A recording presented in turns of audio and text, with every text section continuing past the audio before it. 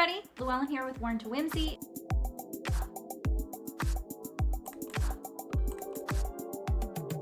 I'm going to be working on this desk that I have behind me, and I'm going to be doing sort of a boho blend. I have my colors. Not quite sure if they're all my colors. I might use some other ones. So I'm going to be using my Daisy color is my yellow. Flamingo, I'm going to go up into a Flamingo, which is kind of like a peachy pink color.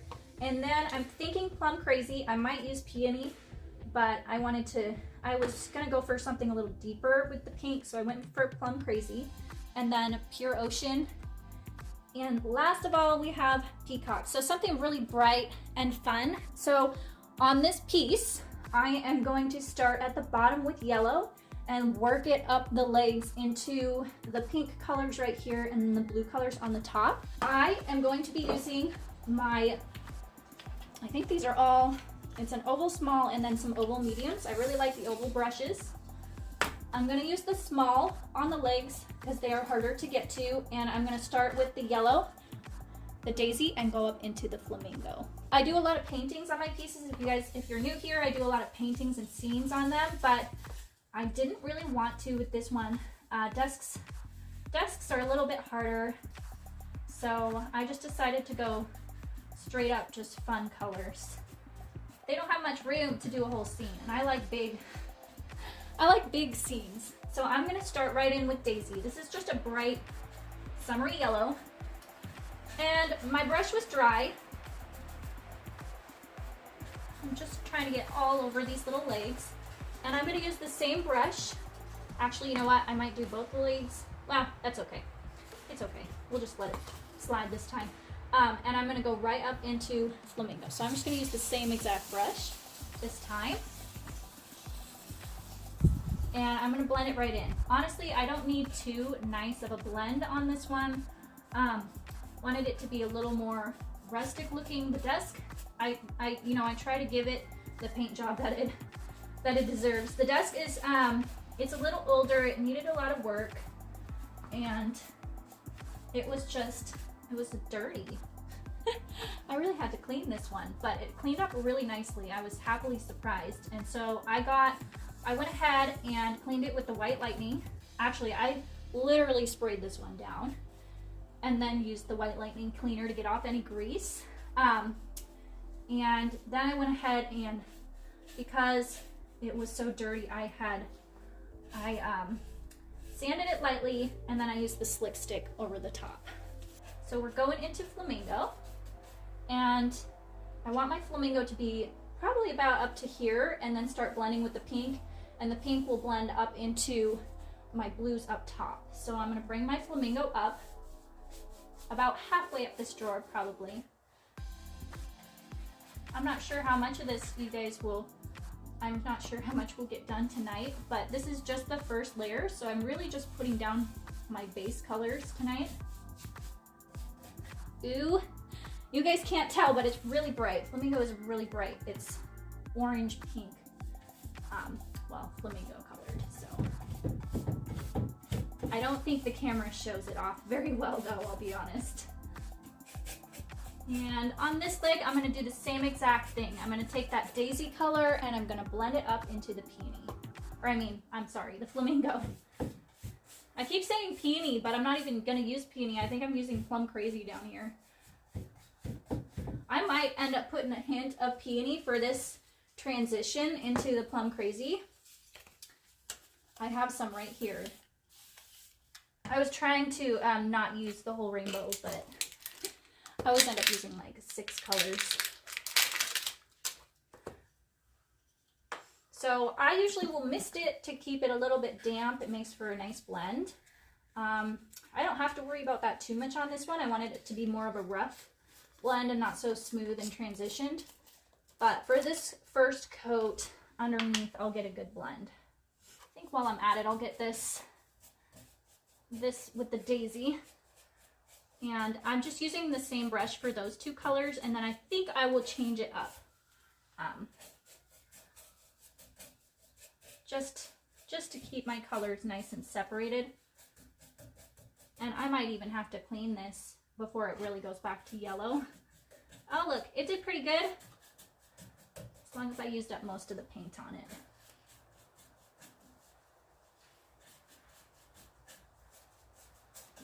All right, we've got yellow feet and we're going up into pink. So I'm going to grab another brush. This one is slightly damp.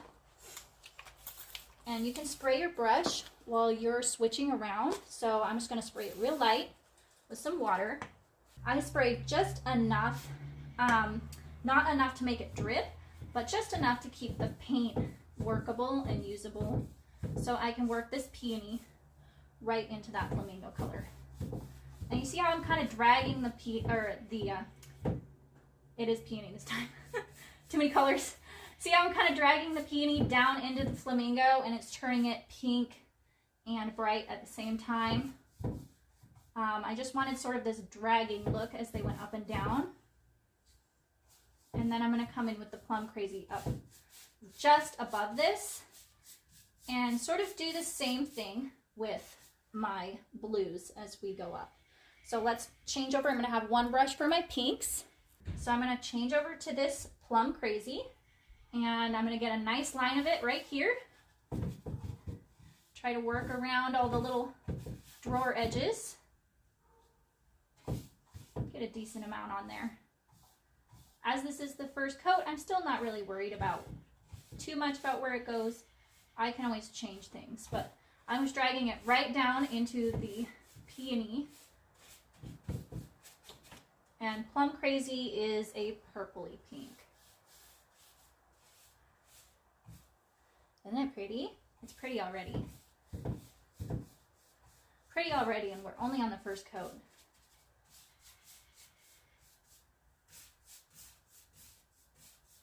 So just sort of creating a blend right down into that. Now I'm going to use another brush for my blues. Let me make sure I get this little corner in here. Maybe go up to this edge. It's almost easier to go to an edge and stop with the color there. And I am going to go into, man, I was thinking Pure Ocean and then Peacock. I'm not so sure. That's why I bring them all out here. Do I want to do like a blue-green at the top? I might go up into Antebellum. It's a really deep blue-green color. It's a really pretty color. But let's try the Pure Ocean and then up into the Peacock. So I'm going to spray this brush too because that really did help. And it's just water that I have in there. So my pink is still wet. You can already see it's getting a little bit purple. A little bit purple. So now that you guys can sort of see my vision on this piece, I wanted a really bright, fun, funky, almost boho looking, but super like bubblegum colors, you know? So it's turning a little bit purple. I'm going to get a little more blue up here. And we're going to go right into the Peacock. And this one is Pure Ocean. So it's this really pretty bright blue. Maybe make it a little different in some areas. Not like a perfect anything. Okay, and I'm going to go right into the Peacock. So Peacock is a darker blue, but still very, very bright.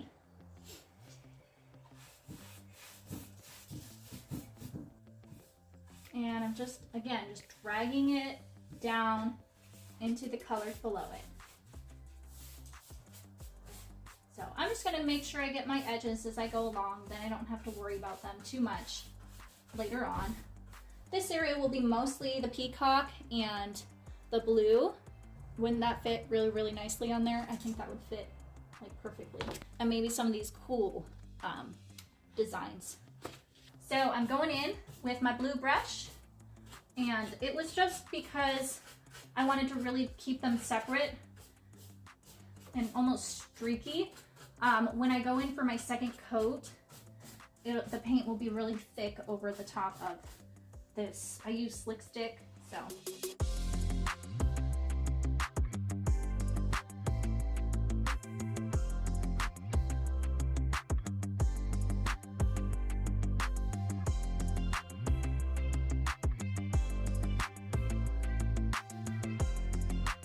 I did a really quick version of what I had done on the other sides, and now I'm going to show you how I'm going to be just making it a bit more distressed and rustic and fun. Now I did a really pretty streaky finish on the front because I thought that I might leave it that way, but then I decided I couldn't leave it alone. We are going to do some wet distressing and rub off some of this paint. I'll show you how I'm putting the paint on.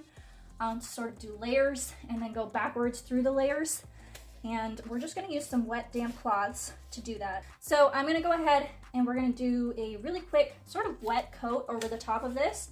And I've just got my continuous mist bottle. It's just got water in it. So for this coat that's going over, I'm gonna grab 2 brushes. These are Dixie Belle brushes. They're just really good blending brushes. I have the oval and I have these, this is an oval. Okay, I have 2 ovals in the medium and the small. And I sprayed my piece just lightly. I kind of want thin coats because I am gonna go back and sort of rough, like get most of this color off afterwards. So I'm just gonna get a bit of paint. I want a decent coat. I just don't want it super thick. So that's why I sprayed beforehand. And my brushes are damp. So I'm just gonna get it in all, especially in those corners and those edges. And I really liked these colors, but I also wanted to have a little bit of fun and take it a little bit further. So we decided to do this. So we're just gonna get this on here really quick. And this is exactly what I did on the front and the other side of the front. I usually only like to wait an hour and a half for this to dry before I go in and wet distress it, because I just don't want it to be, I don't want it to be too dry or too cured, or else it gets a little bit hard to go back in. So I'm gonna bring this Peony up into the Bunker Hill Blue, and you see it makes a really pretty blend up in there. And I'm using a second brush for that. And it doesn't have to be too perfect on this coat. It's just a thin, quick, get it on there, and then we are going to take our damp, wet cloths and rub it right off once it's slightly dry. Partially dry, I would say. Make sure I've got all these little sides covered because I don't want to have to come back and do all this again. And I just realized I never even painted this side of that leg. I'm going to have to go behind the thing and paint that. I tried to use colors that I knew would go well together with the other colors under there. So I'm going to come through and do my wet distressing on this area right here. All I need is 2 wet damp cloths, and I like to use 2 because one gets really dirty when you're taking the paint off, and then the other one kind of you go back in and you clean up your mess. And I'm going to use my spray bottle. So I get it really wet, like really wet, so that I can get this paint off. You can use like a sanding pad or something if you feel like you've gone a little bit thick and your paint is not coming off easily. But I think I should be okay with these. These are just those shop towels, like the bag of rags you can buy.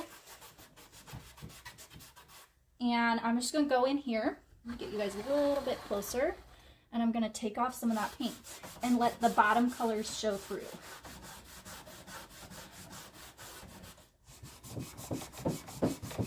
And it should come off pretty easily if you do it, you know, relatively quick to when you painted it, because Dixie Belle, I find, it cures pretty quick, but you can see, oh, you guys can't even see from the glare. Let's try down here. It's like the sun is coming right in the garage and it's making a glare right there, so you can't see it super well. But if you guys are trying this finish, you can always, I mean, honestly, I could have stopped with what I already had and left it there, but I didn't want to. So we're gonna try and get most of this off here in the center of the drawers, so we can see that really bright colors that are underneath.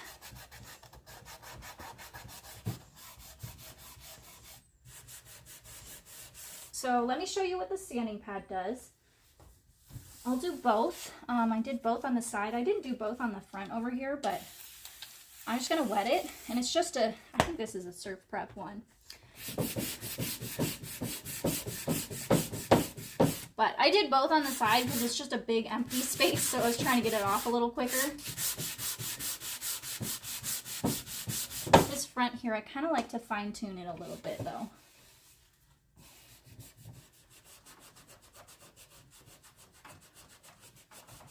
And you can see how it just like rubs off on the high areas and it leaves a little bit of dark underneath. This is really pretty in person.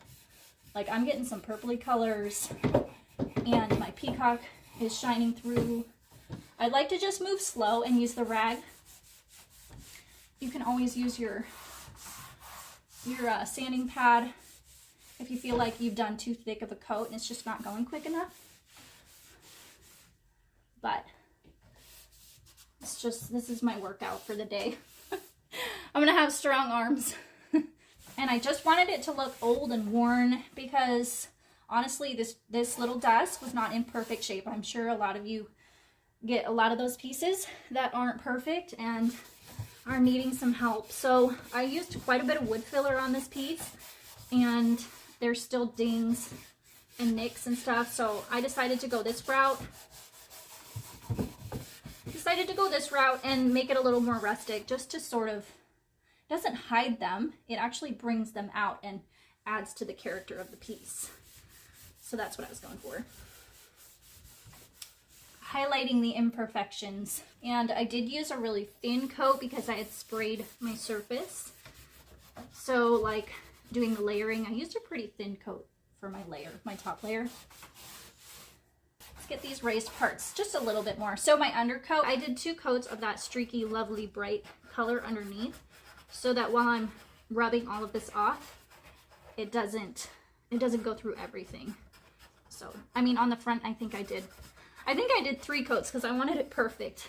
And then I end up doing this to it, of course. But it's been so fun. I think it was worth it. So it does take a good rubbing. If that's not what you're wanting to do, you go ahead and use those sanding pads. It just does it, this just does it a little more gently. So I'm gonna use this other cloth that I've got. I'm just wiping up any leftover like residue that's sort of stuck on there. And I'll go back to, I think I wanna get a little bit more off here. I like it, but not quite where I want it yet.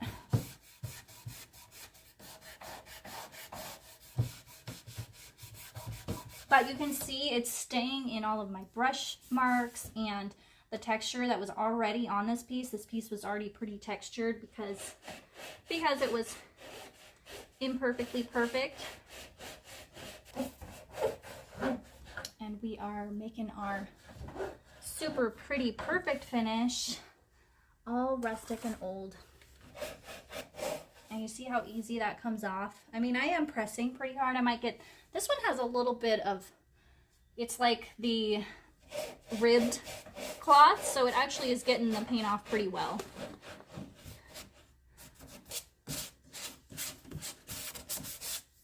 But you can see that like the under layers, because it's been a couple of days, they aren't really coming off unless you really sand them or you really go at them. So if you do wait a couple of days to do this, you'd have to use the sandpaper probably. It'll reactivate for a while, but not that long. So I'm gonna try and bring you guys in. Let's get rid of these like finger marks. I'm gonna bring you guys in a little bit closer. You feel like you've got too much the dark colors on there, you just keep rubbing. The paint's real strong. It can withstand quite a bit. It looks a little bit brighter from that angle, so you guys are catching some of that color. I've still got to do the inside and the top, and I've already painted that other layer over this inside, so I'll probably climb in there and rub some of the paint off. So I really want to add a little bit of bling, and I decided to go with the Gemstone Mousse in Amber. And so we're going to be using that along with the new silkscreen stencils. So I think one of my favorites is the Western Boho Stencil, and it has this. So I'm going to be adding this to the front of the drawers using the Gemstone Mousse. And then I'm also going to be updating the hardware, and we're going to be using the gilding wax in these cute little paint pot looking things. On the other side, I did a little bit of this because I love this. So cute. And it's a continuous stencil, so you can keep going on the side when you're done, and it can just go on forever. To get started, you can cut apart the stencils. I've already done that because I worked a little bit on the other side. This is the third sheet. These are super cute. I love all of these. You can cut them into whichever ones you want to use. Let's see, I'm trying to get this stencil off here. Okay, so with the stencils, it's a thin screen through these white areas. And if you go and you do like one quick top coat over the mousse once it's dry, I'm gonna wait that 24 hours and then I'll do a quick top coat so you don't have to worry about any smudging. Just gotta make sure it's dry first, and I'll do a thin layer of it. Thin layer at a time. Okay, so this is how the silkscreen stencils work. They come on a backing and they are like a big sticker. So easy to use. So your paint, you don't have to worry about your paint going underneath. And like a big sticker, you are just gonna wanna stick it right on there. Now, wherever it's white here, this is the screen and the paint goes right through onto your surface. And I am one of those people where I'm not super careful when I work. So these have been working really well for me. So you see, it just stuck right on there. I want to make sure it's nice and smooth. They do have a little applicator. It's like a little plastic one that you can rub it right on there with. I'm using the mousse, which kind of acts, it's a little bit thicker, so I'm not going to worry too much. I'll just kind of press it down as I go. It doesn't want to get in these cracks right now super well. But I'll press it down as I go. And I didn't mind this one being a little more rustic because of the rest of the piece. And this is the color Amber. So we're gonna go right over this stencil.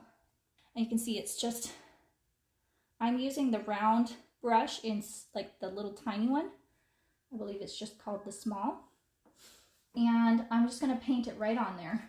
Now I wanna kind of work it in a little bit to get it in those cracks, and just a little bit of mousse I found goes a long way. So I don't need much at all. And my brush is kind of pressing it down too as I go. So you see just the littlest bit, and that will do a lot. Quite a bit of the stencil. And I just want to make sure I get it in all of those screened areas. You can kind of peel it back, and if you don't have it in there, you can go ahead and put it back on really quick. You know, don't peel it all off. Put it back on and get it that way. The one nice thing about the mousse is it's very forgiving because it doesn't dry super fast. It takes like 30 minutes to really start drying. And I think that's a nice thing when using the stencils because I have more time to clean them off.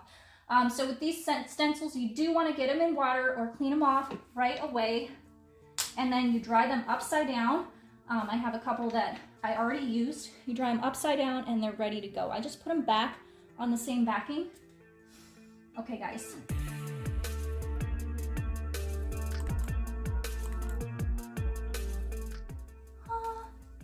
It's so pretty. Now let's see if I might need to do this part in the middle. Yeah, I got a little bit. I might have to take the drawers out and do it. But the top and the bottom look amazing. I just didn't like that part. But honestly, so pretty. And it's kind of, my hardware is gonna be right here and it hangs down. So it'll be perfect in the middle of that. Let me put this back right here. I'll go rinse it off in a little bit. If you are doing this, you can always just stick them in a tub of water too. That always works. Okay, so I've got, this is the other piece of the same stencil. It comes with the three sheets on it. And I've already used this one. I used this one, I think 3 times. So you can see, I washed it off right away and it's going right back on after it's all dry. And my one thing is, I'm kind of a messy painter. You might not expect that. I do a lot of detailed work, but my one thing is trying not to get it over the edge of this stencil. It's probably the hardest part of it all. Don't go over the line of the edge. Okay, let's get this off of here. Ew, it's so pretty. Isn't that super cute? So the gilding wax now comes in these super cute little paint pots, and it is 1.3 ounces. And I'm gonna be using copper today. And there is the copper. So it's very similar to the Gemstone Mousse in Amber color. And since they're all going on the front of this piece, I thought I'd use that. Okay, look at that. You see how quick that changes it? Woo, it updated it so quickly. And boom, it goes perfect with the rest of them. So I'm just using a tiny paintbrush. This is my wax brush. I'll just wash it out with soap really well, pretty quickly after I use the wax, soap and water in warm water, and it usually cleans up really well. So in my experience, I just keep this one brush and I just keep using it for the wax, the oil-based waxes over and over again. These are an oil-based product and they do dry permanent. So if you really wanted to get it off, if you got some on there, you'd have to use, I think it's mineral spirits to really clean it off. I'm looking. And then you can come back and buff them after about 12 hours to really bring out a good shine. I don't usually worry about that too much with the hardware, and it goes on there really shiny already.